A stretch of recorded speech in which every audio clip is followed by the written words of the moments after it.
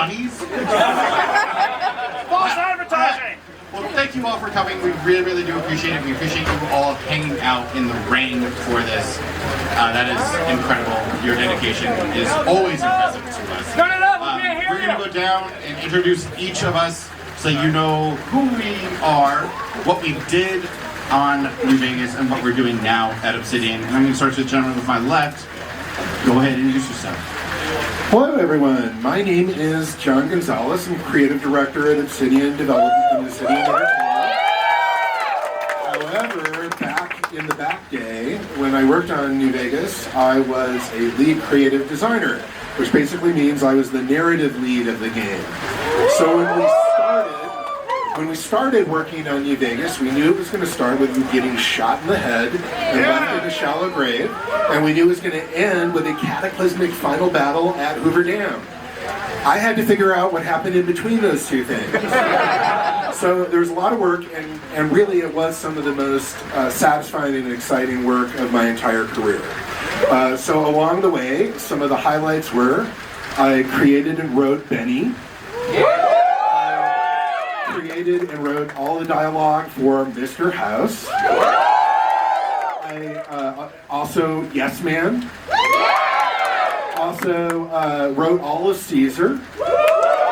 Created and wrote Volpace and Colta, or Woolpace, if we're going to go hardcore on that. Sort of imagine the power balance on the strip. You know, the Lucky 38, and then the three gangs, the chairman, the emeritus, and the White Glove Society and their casinos. And then did a bunch of work on like Come Fly Away With Me, and I did work on the Boomers, and a bunch of other side quests. And that was kind of it. Now, I didn't do a lot of work on the DLC, but one thing that I did do for DLC, it's one of my favorite things I ever wrote, was the Survivalist Diaries. That's really nice to hear that. I still look back really fondly on that work. And I just will say, like, the work, this was the first role-playing game I ever worked on. Oh my God! And I cannot even begin to tell you how much I learned. It was absolutely what set me up for all of the work that I've done since. There's no, one of the things I did later on is I went to Guerrilla and I did the kind of world and story and characters of Horizon Zero Dawn. There's no way that I could have done any of that without everything that I learned during a very intense certain 18 months that I spent at Obsidian Entertainment. So, and I just want to say thank you so much for coming out. I can't believe the passion and all the cosplay and seeing stuff that we were dreaming up and talking about 15 years ago, manifesting before our eyes in this way, as you imagine, is just an incredible gift. Thank you so much. Thank you. John, let's follow that up. Well, by the way, Hi, John. Hi, John. John Lewis for short. And coincidentally, 15 years ago is when I got my start in the game industry at Obsidian Entertainment. And if you do the math, then you would realize that I didn't actually work on New Vegas until the end. And so the majority of my work was actually on the 4 DLCs. So, and then primarily on Old World Blues and... What did I do? Well, let's see, what didn't I do? No, so for all those Gek modders out there, you might have heard the word nav mesh. That is what I was hired to do, and it's a harsh lesson in tedium. But I'm so I was one of my bosses. Thank you. You know. So one of my bosses was Chris Avalone, and he was constantly pushing for me to be able to do more than just that. So on Honest Hearts, I got to do a lot more. Oh, I was an intern, by the way, if I didn't mention that. Yeah. Still am, 15 years later. So, where are we going? Oh yeah, so on Honest Hearts, I got to do some loot placement. I got to do set dressing all over the place. On Old World Blues, I actually got to design a bunch of locations. So there's a Saturnite alloy research facility. I got to do Higgs Village. I did all the maps, the Pip-Boy maps for all the DLCs. Yeah. And I got to do the end slides for DLC 3 and 4. And let's see, on Lonesome Road, I got to do the most work. I designed the Ashton missile silo, and then also a little-known area called the Courier's Mile, which many of you have maybe suffered through. Sorry, not sorry though. Yeah. Sorry, not sorry. Yeah. And yeah, that was most of my work that I did on New Vegas. Right.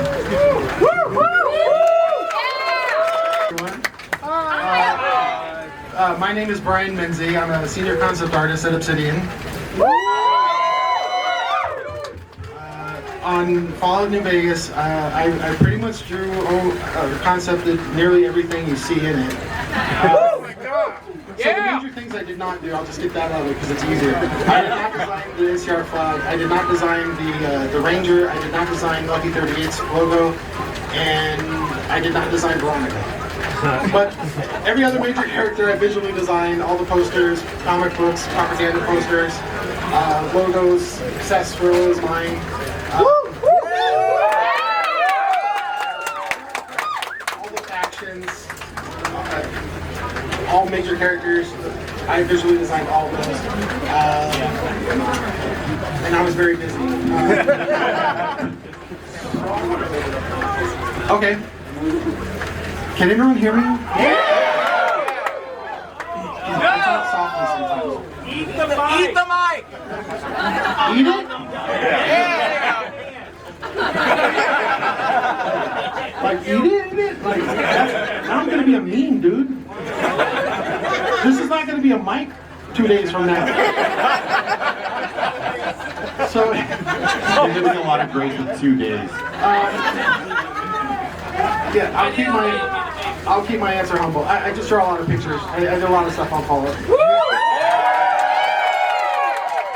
Can I add to that though, Brian, that you also created one of the very best art assets I've ever seen in any game, which is the mural that tells the story of Vault 34 and the Boomers.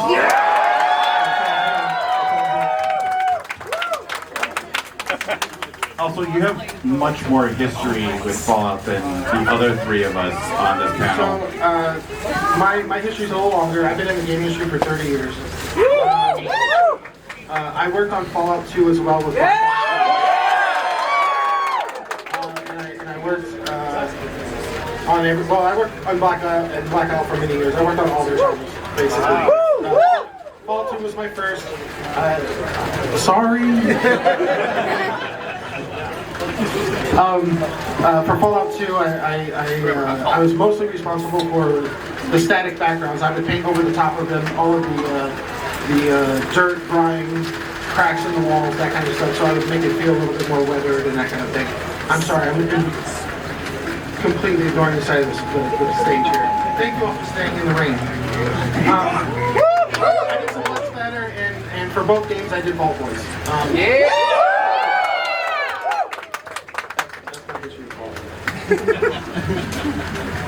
Thank you all. So I am Mikey Dowling. On Fall, I was the audio producer, primarily focused on VO. And then now I'm the director of communications and franchise for the company. Very awesome. I get to see you all very, very often, which is fantastic. But for New Vegas in particular, I came on that project right after Alpha Protocol. New Vegas is the second game I've ever worked on. Holy shit. Which is wild to think of, being like blessed by one, that franchise, two, this community. But I came on and they were like, so we need to know how to close down VO for this game. Figure it out. I was like, okay. So I had to look through and see how many voice lines we had. Found out that there was 82,000. And no one believed that. And luckily we didn't, because we found out a lot of Fallout 3 lines were still in there. I got to delete all those, get a normal number, and then we started planning. But a lot of my work came from setting up our voice sites with Josh Sawyer, making sure that we were casting for the voice sites. Some of them you'll see up here in a little while.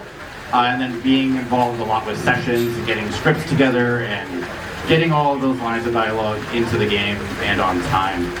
We recorded for essentially 2 months across 4 studios, mostly running every day, Monday through Friday. I lived in LA for 2 months of my life, sometimes taking the trek.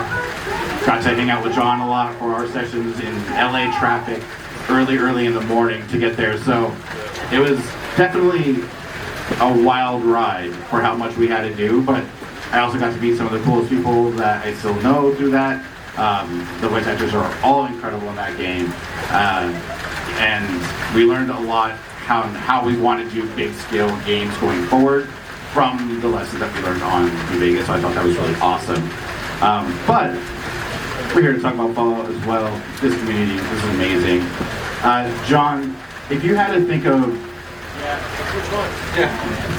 Gonzalez, you're second. You're second, John. You'll be John too from now on. He's young John.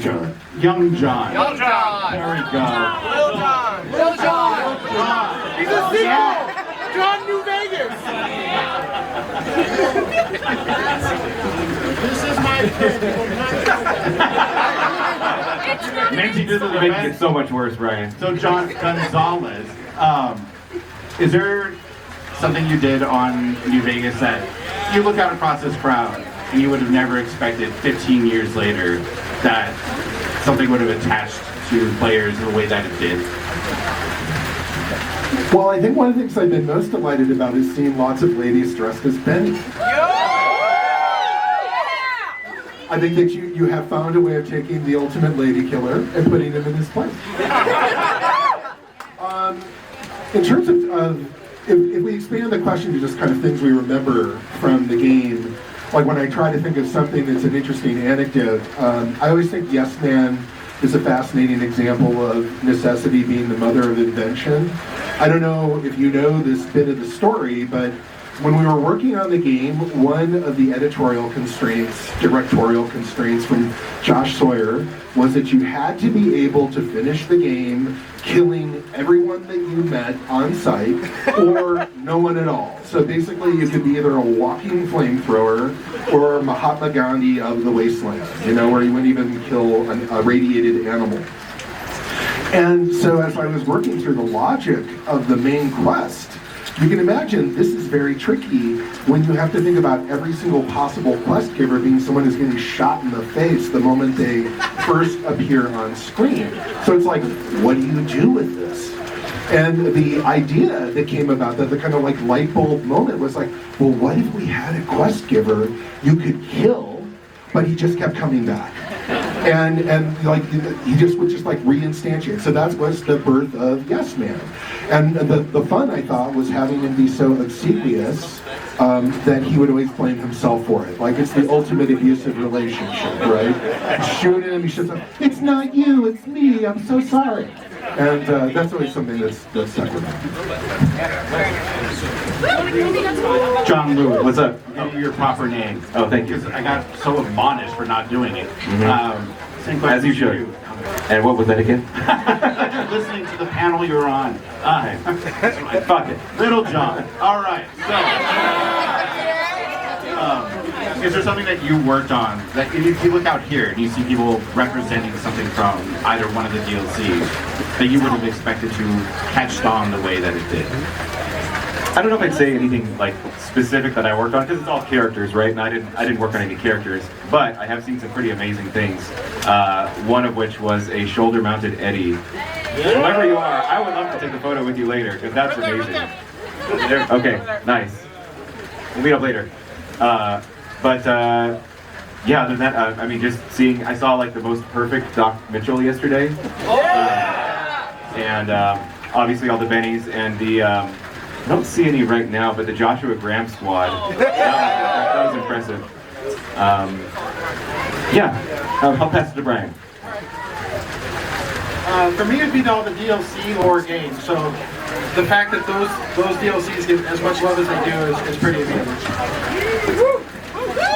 Now, kind of bringing it to this location, had any of you come to Goodsprings after we launched the game, before this fan fest started happening? Yeah! second game I worked on and put me into like a realm of the industry that I wasn't expecting, and got to meet a bunch of amazing people on the voice side who I'm still in contact. But then when I switched from dev to go to comms, it was a crazy time. So going to like conventions, WonderCon or Comic-Con, and getting to interact with you all who this game is like clearly touched in a way that I could never have fathomed meant so much, and it brought me out of like a crazy place. I'm not gonna get emotional. Do it! Crying! Anyway. Y'all are great. Like, and there's people I will still go and see whenever we're here. They come up to me and talk to me, and like I just appreciate all of you all so much. And I'm gonna turn this to you all. In what reality in 2010 would any of you thought that we would be here? Not the reality that I actually lived in. There is no way that I ever could have foreseen this. I mean, this really is kind of it's an amazing dream come true. Thank you to each and every single one of you.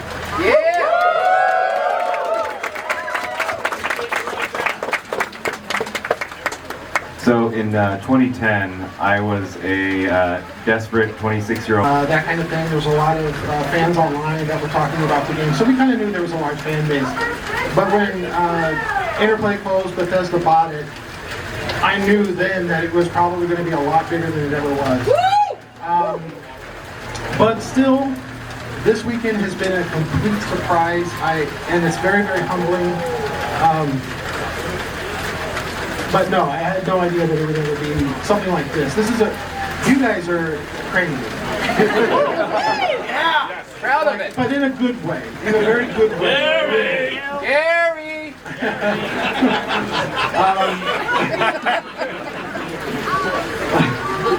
That's it. Take it so seriously. Okay, can we back down off of that? But it is yours. Like it's the craziest thing to see that we just get to go out there now and like we made it, you own it, and that's very, very awesome. I don't really know how much time we have. It feels like we were given 45, and I know there's actors who are coming as well. But I do want to just give us each kind of a round of closing thoughts. Thank you!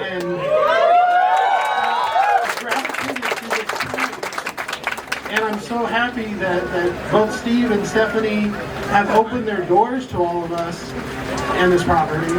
And it's amazing. I can't wait to see what next year brings. How much bigger it's going to be. It just seems to keep getting bigger and bigger. I don't know. My closing thought is just a big thank you. Give yourselves a round of applause because you just.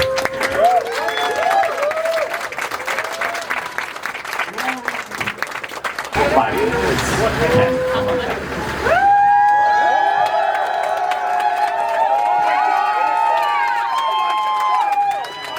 We love you, Brian!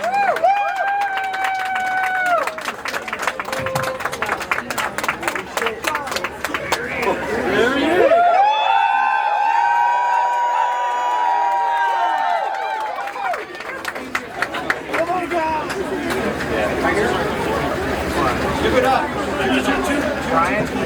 Test.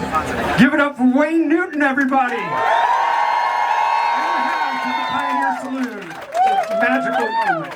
Thank you so much for being here. It's a real honor. Thank you. Thank you. You can have a seat. You can have a seat.